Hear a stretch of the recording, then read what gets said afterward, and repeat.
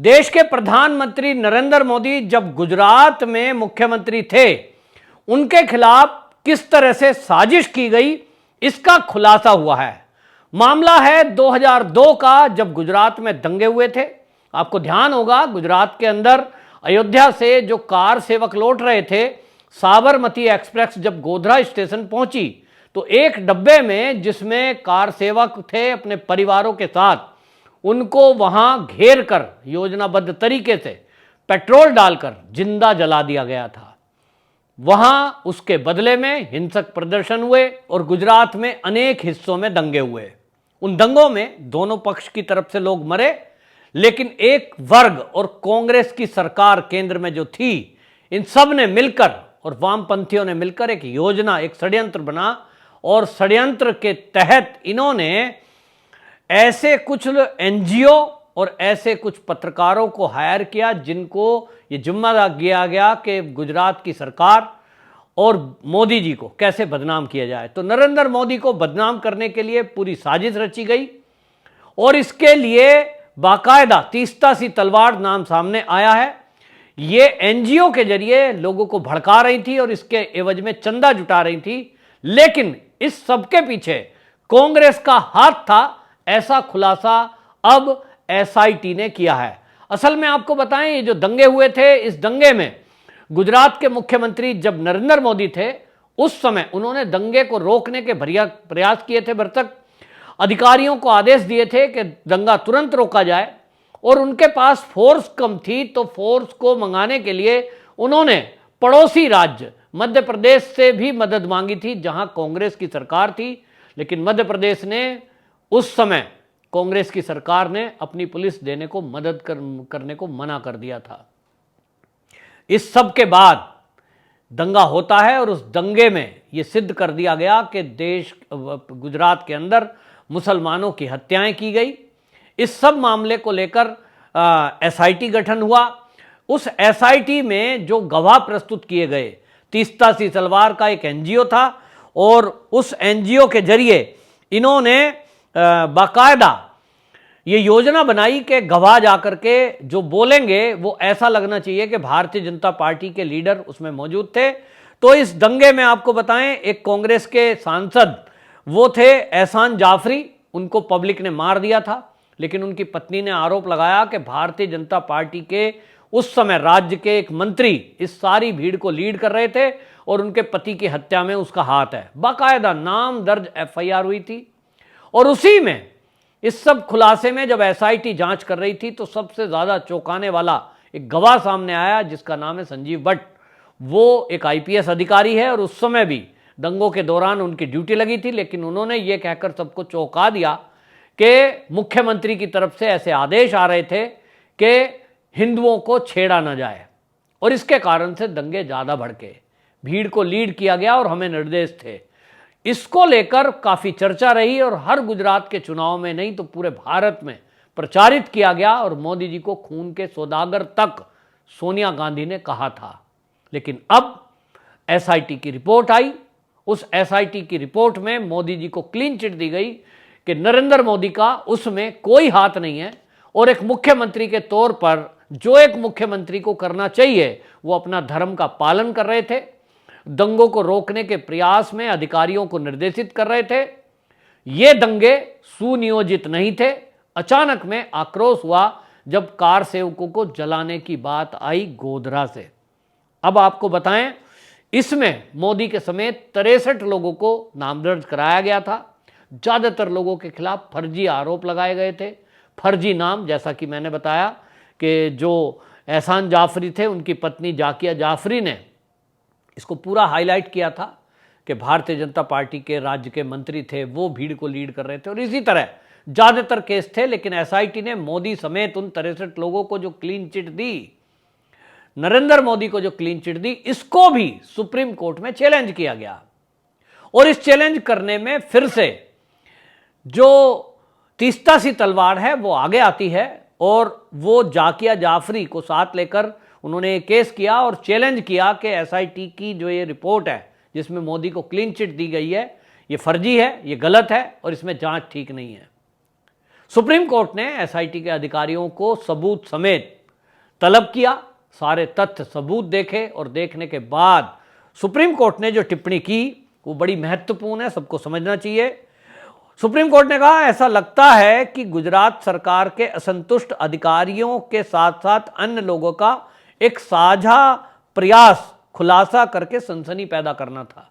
यानी supreme court कह रहा है कि कुछ अधिकारी उसमें जो असंतुष्ट थे मोदी से, उन्होंने ऐसा किया जबकि उनकी जानकारी झूठ पर आधारित थी।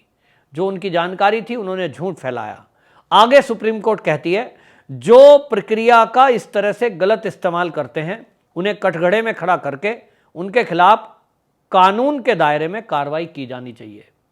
सुप्रीम कोर्ट की इस टिप्पणी के बाद जो एसआईटी थी उसने आगे जांच शुरू की और जैसे ही जांच के लिए तीस्ता सिंह तलवार को गिरफ्तार किया और पूर्व डीजीपी थे, वो पूर्व डीजीपी को पकड़ा गया, आरबी श्री कुमार, और जब उनसे पूछताछ हुई और संजीव कुमार भट्ट जो पहले से जेल में बंद है, वो किसी और मामले में, धन के उगाही के मामले में बंद है, और उसके कारण जब पूछताछ हुई तो बड़ा चौंकाने वाला खुलासा हुआ कि तीस्ता सिंह तलवार जो है, इस तीस्ता सिंह तलवार को 30 लाख रुपए कांग्रेस के उस समय के लीडर अहमद पटेल ने दिए।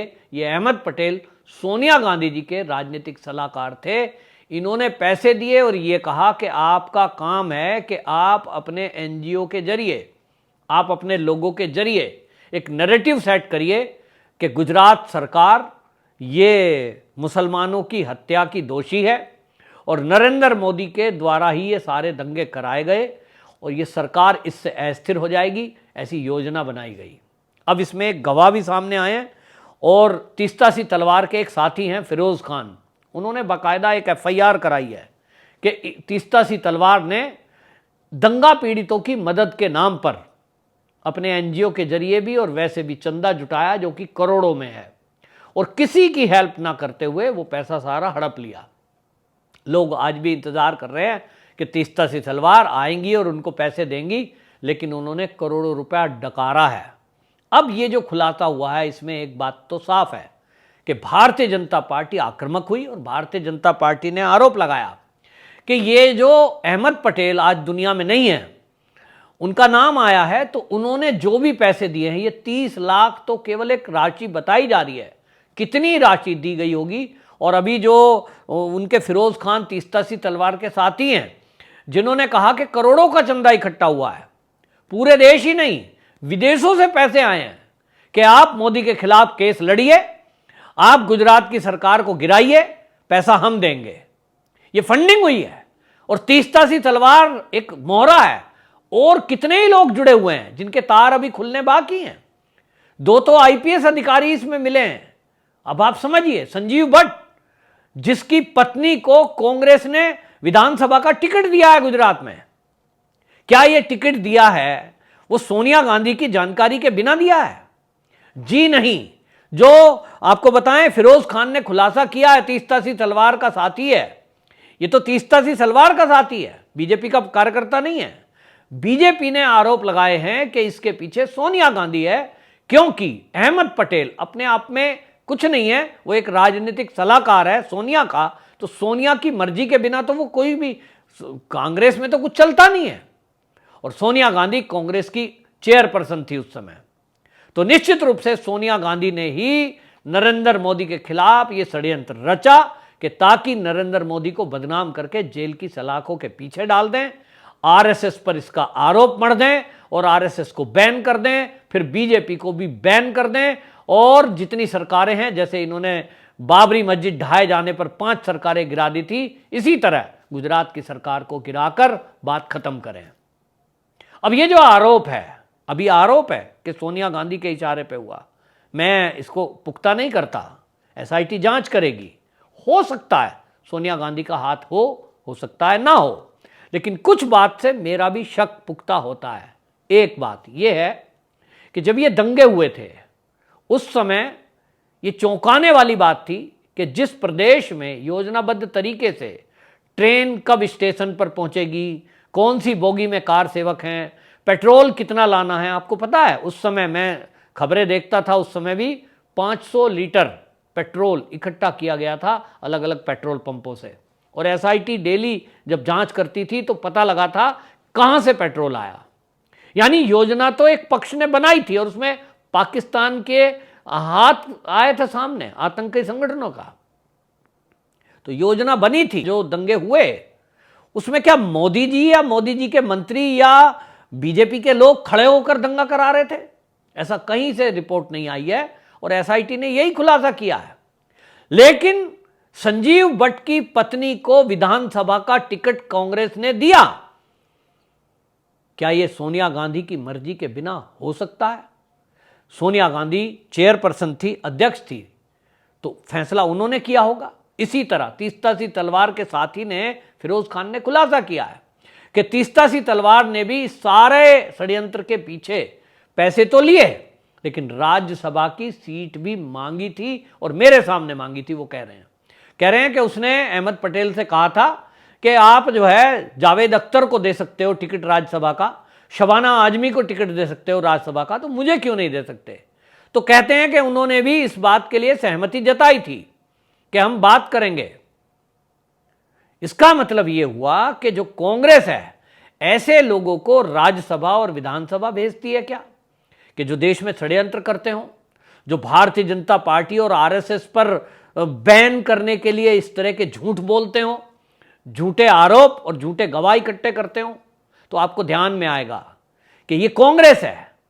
इस बात से भी मुझे शक है, ये जो आरोप भारतीय जनता पार्टी ने लगाया है कि इसमें सोनिया गांधी का हाथ है, कि कहीं ऐसा तो नहीं है कि वाकई में ये षड्यंत्र बहुत गहरा हो और तार कहीं पीछे से जुड़े हों। क्योंकि एक के बाद एक घटनाएं अगर आप देखेंगे तो पता लगेगा कि कांग्रेस केवल और केवल भारतीय जनता पार्टी, राष्ट्रवादी लोग, राष्ट्रवादी संत और आरएसएस इसी को टारगेट कर रही है।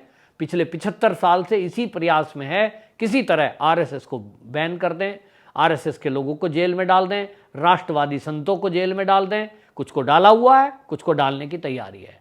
तो ये करते हैं। आप देखते हैं कि किस तरह से आरएसएस पर कई बार बैन लगाने के लिए झूठे आरोप लगाए गए। फिर इसी तरह हिंदू आतंकवाद शब्द गढ़ा कांग्रेसियों ने, साध्वी प्रज्ञा को जेल में डाला फर्जी केस में, स्वामी असीमानंद को जेल में डाला, कर्नल पुरोहित को जेल में डाला। और आरोप तो जो आज राज्य में केंद्र में मंत्री हैं जनरल वीके सिंह, उनके ऊपर भी लगाए थे कि वो सेना में विद्रोह कर रहे हैं। इस तरह के आरोप लगाकर जेल की सलाखों के पीछे राष्ट्रवादी लोगों को डालने के पीछे का मकसद आपको समझ में आ रहा है? केवल उन लोगों को बढ़ावा देना है जो इस देश में गजवाए हिंद को सिद्ध करना चाहते हैं, गजवाए हिंद की मेंटलिटी को लेकर चल रहे हैं और जिनका मकसद है इस देश को इस्लामिक राष्ट्र बनाना। तो उस मकसद को पूरा करने के लिए कांग्रेस शायद इनडायरेक्टली और डायरेक्टली भी सपोर्ट कर रही है, ऐसा दिखता है। इस सारे काम में गजवाए हिंद को पूरा होने देने में अगर कोई अड़चन है, वो आरएसएस है, वो बीजेपी है, वो राष्ट्रवादी संत हैं। उनको रास्ते से हटाने के लिए शायद ये साजिशें की जा रही हैं कि कांग्रेस के लीडर या कांग्रेस का आला कमान कौन है ये जो ऐसे लोगों को फंडिंग कर रहा है, ऐसे लोगों के पीछे है, उनको हेल्प कर रहा है कोर्ट तक में, न्यायपालिका में। अब इसके पीछे जांच होनी है।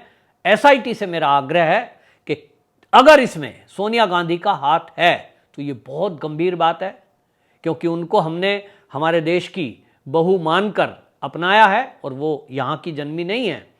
तो मैं उस पर शंका नहीं कर रहा हूँ, लेकिन यदि ऐसा है तो शक पैदा होता है और इसकी जांच होनी चाहिए कि देश में एक राजनीतिक दल की हेड बनकर वो बैठी हैं। और अगर ऐसा कोई व्यक्ति इतने शीर्ष पर बैठा हुआ, जिनकी कई साल तक सरकारें रही हैं, उनके पास सारी जानकारी देश की है, अगर वो ऐसा व्यक्ति षड्यंत्र करता है, झूठ बोलकर किन्हीं लोगों को फंसाने की कोशिश में है और हिंदूवादी संगठन और हिंदूवादी नेताओं को जेल की सलाखों के पीछे झूठे आरोप लगाने में आईएस लॉबी का भी साथ ले लेती है, ये बहुत गंभीर मामला है। इसकी जांच होनी चाहिए।